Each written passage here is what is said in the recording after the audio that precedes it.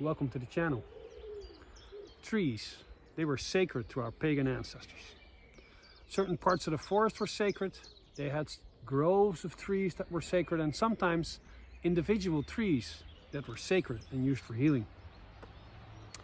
Now, I even argued in one video a while ago that the oak was the most sacred of all the trees. I talk about that and which gods are associated with that in that video. I'll link that in the one below. But today I am traveling. I'm in the province of Gelderland in the village of Overasselt, because they have a very sacred tree there. Because you might think that all the sacred trees were cut down by Christians. You know, Bonifatius famously cut down the tree associated with the god Donar. And a lot of trees, you know, they befell the same fate. But what if I told you that in the village that I'm visiting today, there is actually still one sacred healing tree that still stands? Not only that, but the tree is actually still in use to this day and is used for healing. Let's go. Here it is. There's a small tree with like a lot of patches into it. And if you go to the left, you see this old ruin of a Christian monastery. And next to it is a bigger tree with even more patches into it. So today I will tell you the story of the healing properties of this fever tree, and I will tell you how it is still used today. This is the story of Saint Walric. Yes, it's a bit of a Christian story. Rumor is this in this village, about around the year 800, there was a healer that came door to door. And one door behind it was a family with a kid that was really sick. The family got mad at the healer and said, listen, you're either going to cure my son or he's going to die tonight.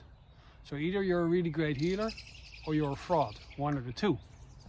Saint Walric cured that boy that night, and of course became renowned as a great healer.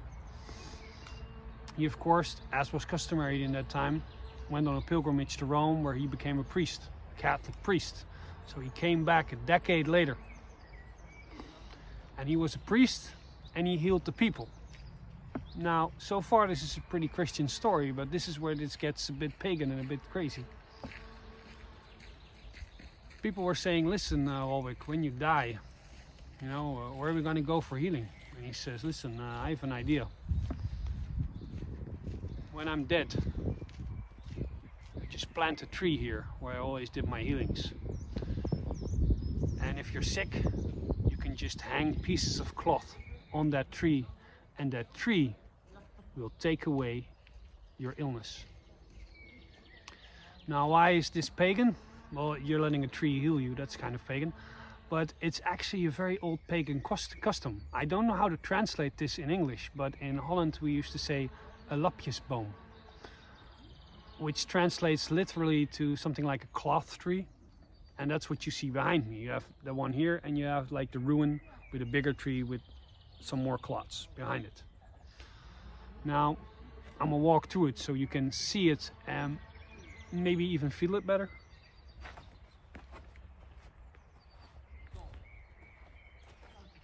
Because this is also the first time for me coming here. When you get close, you really feel this. You don't want to get too close, because it gives me a headache. It's probably because there's so much sickness in it. I will tell you the practice, and maybe it will help you create a lapjesboom in your own area if you find like a tree that's very suitable for it, very sacred. It's not just you put like a piece of cloth there and it will heal you. No. It's specifically when you have a high fever. It is said that you tie the piece of cloth like around your head, and that you sweat on the cloth for a long time. And then you or somebody else take that piece of cloth which has all the sickness and ailments and the sickness entity or demon in it, and then you walk to the tree. And you're supposed to put it on the tree. If I get close, I get a headache. You hang it on there, And then the custom is you turn around and you don't look back. You never look back, and then you just keep walking and you just leave it there. And then the person will heal, because the tree will take away the sickness from the cloth and from the person. That's the old pagan custom. So the question that automatically arises is, was Saint Walric also pagan, or did he use pagan practices to heal people? Probably to say he was a pagan was a bit much, because when he died he says that tree, this is the original tree by the way, now you can like pray to make to heal you, but he also was like a big Christian, and it was big part was him was converting the heathens. So you could also pray here to convert the heathens, which is very strange, because this is like old heathen practice. Like a lapjesboom is known. He used a lapjesboom even though he was a Christian, but that's how it goes. Christians tend to take a lot of pagan practices. And so there's still the ruin here of a chapel, and somehow there's like a big F-16 flying over. Thanks, I'll wait.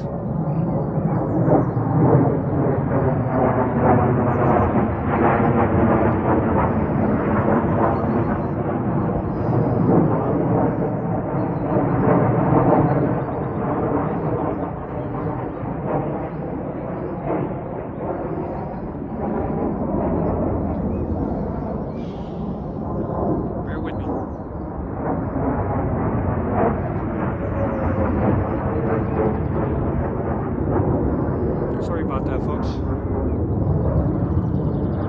Probably preparing for war with China. So like F-16s flying over.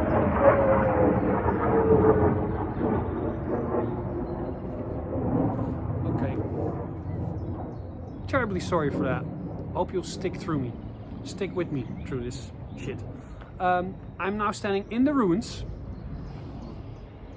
of Saint Walric. I believe this was already burnt down and neglected in about the 11th century. In it is still an effigy of Saint Walric, Saint Walric, which you can see here. And you also have the Virgin Mary. And it's said that below it is a piece of rock that actually came from Lourdes, because they still want people to come here to get healed. But for me, this place is like a sacred place for healing, but it's also a place of hope for pagans. If you're ever in the area, I suggest you visit it. If you ever have a friend who has a terrible fever, I suggest you go to this fever tree. But it's a place of hope for me, because